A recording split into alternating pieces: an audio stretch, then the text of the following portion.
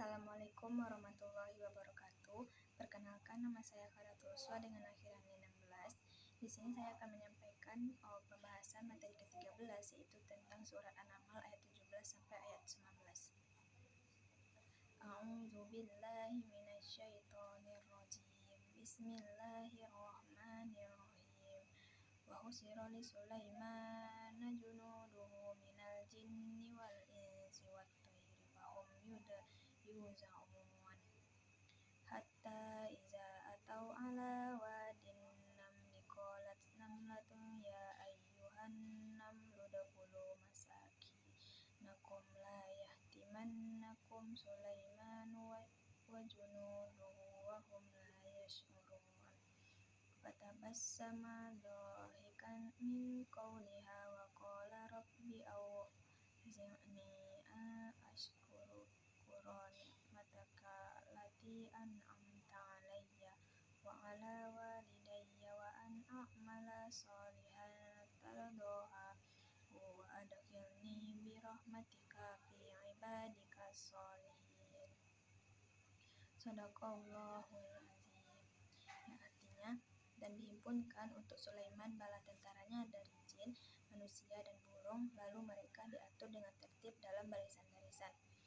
Hingga ketika mereka sampai di lembah semut, berkatalah seekor semut, wahai para semut, masuklah ke sarang-sarangmu agar kamu tidak diinjak oleh Sulaiman dan bala tentaranya, sedangkan mereka tidak menyadari. Maka dia Sulaiman tersenyum lalu tertawa karena mendengar perkataan semut itu, dan dia berdoa, ya Tuhanku, berilah aku ilham untuk tetap mensyukuri nikmat-Mu yang telah Engkau anugerahkan kepadaku dan kepada kedua orang tuaku, dan agar aku mengerjakan kebajikan yang Engkau ridhoi, dan masukkanlah aku dengan rahmat-Mu ke dalam golongan hamba-hamba-Mu yang soleh.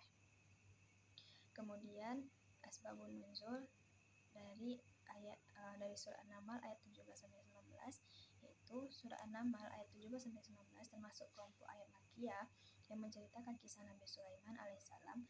Menurut para ahli tafsir, ayat-ayat ini tidak memiliki asbabun nuzul khusus yang berkaitan dengan suatu peristiwa tertentu pada masa Rasulullah.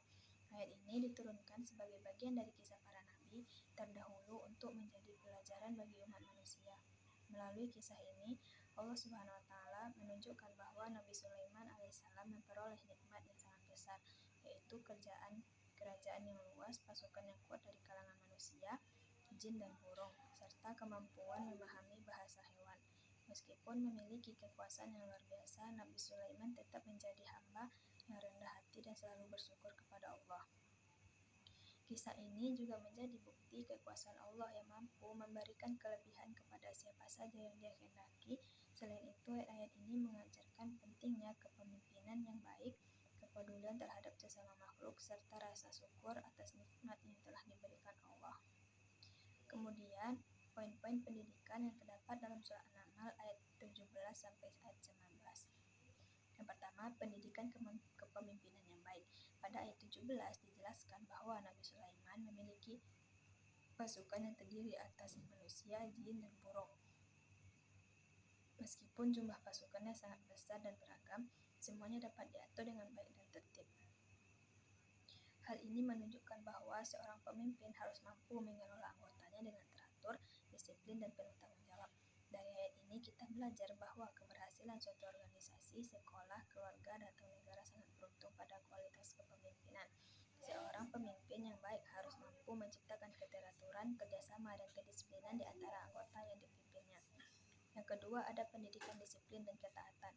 Pasukan Nabi Sulaiman berjalan dengan teratur sesuai perintah pemimpinannya. Tidak ada yang berjalan semaunya sendiri. Hal ini mengajarkan pentingnya disiplin dalam kehidupan sehari-hari. Disiplin membantu seseorang mencapai tujuan dengan lebih mudah. Dalam belajar, disiplin membuat siswa lebih mudah meraih prestasi. Dalam bekerja, disiplin menghasilkan pekerjaan yang lebih baik dan teratur. Islam sendiri sangat menekankan sikap disiplin, misalnya dalam pelaksanaan sholat yang memiliki waktu-waktu tertentu.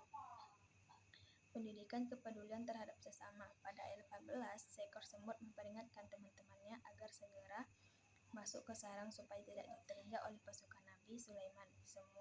Semut tersebut tidak hanya memikirkan keselamatannya sendiri, tetapi juga keselamatan kelompoknya. Sikap ini mengajarkan pentingnya kepedulian sosial sebagai manusia, kita harus saling membantu, saling mengingatkan, dan menjaga keselamatan sesama.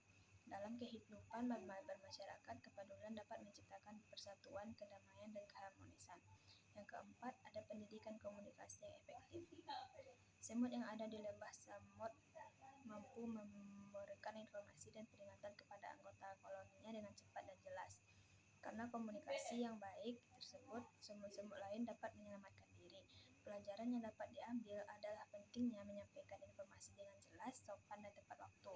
Komunikasi yang baik akan mengurangi kesalahpahaman dan membantu terciptanya kerjasama yang efektif dalam keluarga, sekolah, maupun masyarakat. Yang kelima, ada pendidikan kasih sayang terhadap makhluk hidup.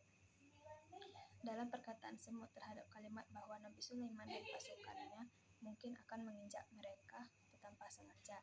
Hal ini menunjukkan bahwa Nabi Sulaiman bukanlah sosok yang zalim kepada makhluk lain. Islam mengajarkan bahwa semua makhluk hidup adalah ciptaan Allah yang harus dihormati dan disayangi. Manusia tidak boleh merusak lingkungan, menyiksa hewan, atau bertindak sewenang-wenang terhadap makhluk lain. Yang keenam, ada pendidikan kerendahan hati. Meskipun Nabi Sulaiman memiliki kerajaan yang besar dan kekuasaan yang luar biasa, beliau tidak menjadi sombong. Ketika mendengar perkataan semut, beliau justru tersenyum dan menyadari kebesaran Allah yang telah memberinya kemampuan memahami bahasa hewan.